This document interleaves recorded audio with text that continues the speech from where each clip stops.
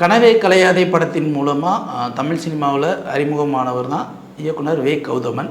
அதற்கடுத்து வந்து ஒரு படம் பண்ணார். அதுக்கப்புறம் வந்து அவர் மிக பிரபலமானது என்னென்னா இந்த வீரப்பன் பற்றின ஒரு சீரியல் ஒன்று பண்ணியிருந்தார். அதனால் வந்து அவர் எல்லாருக்குமே பரிச்சயம் பண்ணார். அப்புறம் அவரே வந்து ஒரு தனியாக ஒரு கட்சியை ஆரம்பித்தார். நிறைய இடங்களில் நல்ல ஸ்பீச் இருக்கும். அடிப்படையில் அவர் வந்து ஒரு விஜயகாந்த் ரசிகரும் கூட. இப்படிப்பட்ட வே கௌதமன் இவ்வளோ விஷயங்கள் சொல்லியிருக்கோம். இவர் வந்து ஒரு படம் எடுத்திருக்காரு. அந்த படத்துடைய பெயர் படையாண்ட மாவீரா. கௌதமன்னே அவுடேட்டடாக இருக்கார். இவர் என்னப்பா இப்படி ஒரு படம் என்னமோ ஒன்று பண்ணியிருக்காரு, சரி போய் பார்க்கலாம் அப்படின்னு பார்த்தா அது படத்தில் வந்து இது வழக்கம் போல் எல்லாரும் போடுற மாதிரி தான்.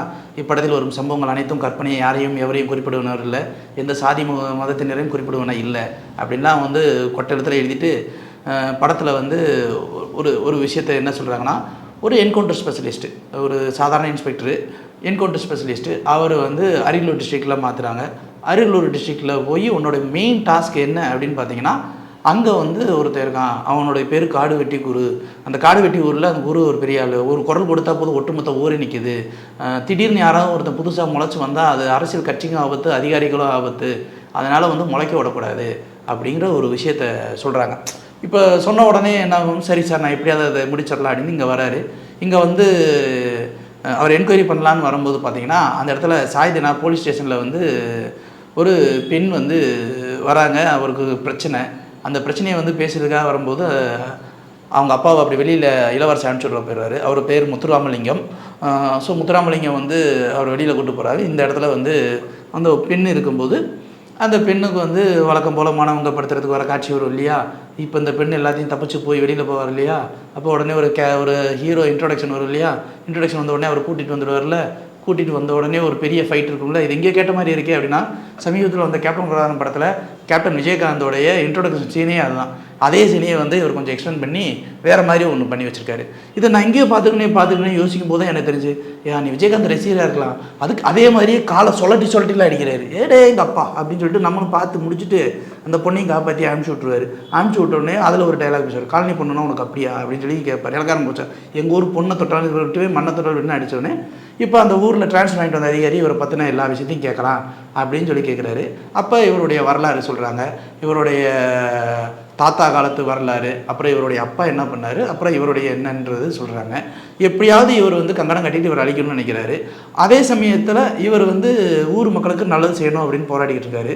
ஒரு இடத்துல என்னென்னா, இவர் என்ன நோக்கத்துக்காக இங்கே வந்திருக்காருங்கிறது கூட அவருக்கு தெரியும். அந்தளவுக்கு இவருக்கு அங்கே ஒரு பெரும்பான்மை பலம் இருக்குது, எல்லா இடத்துலையுமே ஆள் வச்சுருக்காருங்கிற ஒரு விஷயத்தை காமிக்கிறாங்க. இவ்வளோ பண்ணுறவருக்கு வந்து திடீர்னு வந்து அரசியலில் அந்த ஊர் மக்கள் சார்பாகவும் அதே மாதிரி கட்சி சார்பாகவும் எலெக்ஷனில் நிற்கிறதுக்கு அனௌன்ஸ்மெண்ட் வருது. இவர் நான் எலெக்ஷனில் நிற்க மாட்டேன், நான் மக்களுக்கு சேவை செய்கிறது நமக்கு கட்சி போதும், சங்கம் போதும் அப்படின்னு இருக்கிறவர்.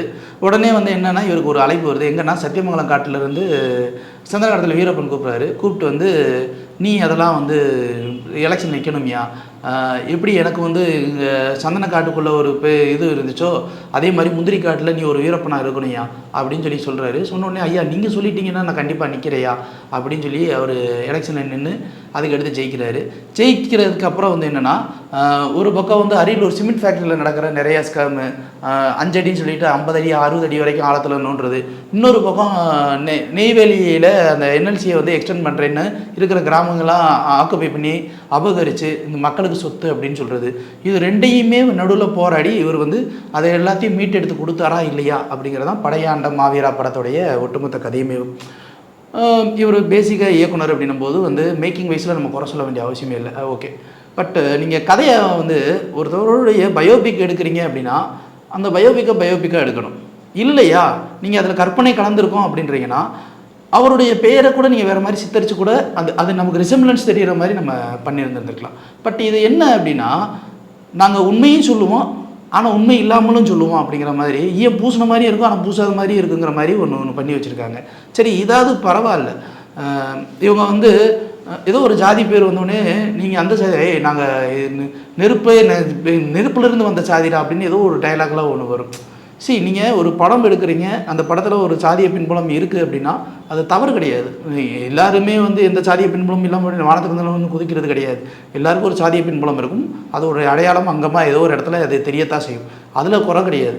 பட் நீங்கள் இந்த இடத்துல சமத்துவத்தை பற்றி பேசும்போது அந்த சமத்துவம்னு ஒரு விஷயம் வரும்போது எதுக்கு இந்த ஆண்ட பரம்பரைன்ற ஒரு விஷயத்தை வந்து எங்கே எடுத்தாலும் ஒரு பிச் பண்ணி சொல்லிக்கிட்டே இருக்கணும் அப்படிங்கிற ஒரு கேள்வி இந்த இடத்துல எழுது.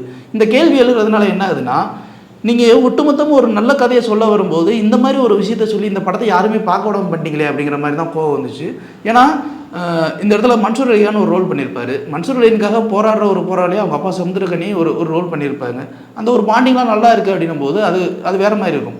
இதே மாதிரி இந்த இடத்துல வந்து சில காட்சிகள் என்னென்னா, இன்றைய இளைஞர்களுக்கு வந்து ஒரு சாதி அப்படிங்கிறது கொஞ்சம் எப்படின்னா ஒரு சில இடங்களில் கொஞ்சம் ஹைப்பாக இருக்கும், ஒரு சில இடங்கள் அது என்னன்னு கூட கண்டுக்கிறாமல் இருக்கும்.